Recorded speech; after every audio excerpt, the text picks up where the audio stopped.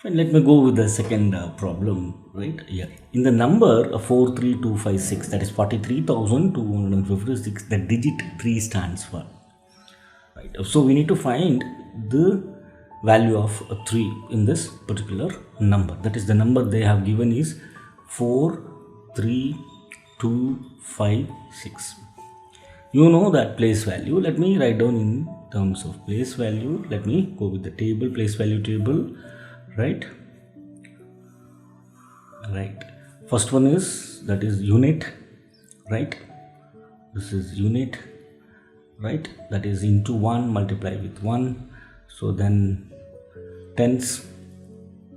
Right. That is multiplied with 10. Right. Then hundreds. Right. Hundreds is multiplied with 100. Then fourth one is 1000. Right, 1000 is multiplied with 1000, and the fifth place from the left side is going to be 10,000, which means you need to multiply it with 10,000.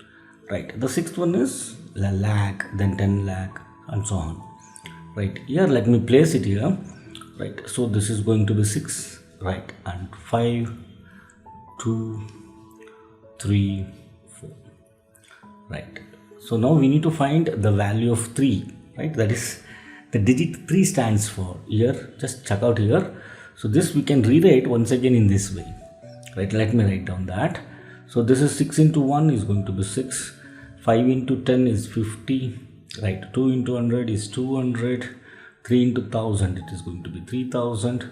4 into 10,000 is going to be 40,000. If you add, so you are going to get this number, that is 43,000. See here, 40,000, 3,256. That is nothing but 43,256. Right. Now we need to find the value of digit 3. Right. Digit 3 stands is going to be 3000. Right.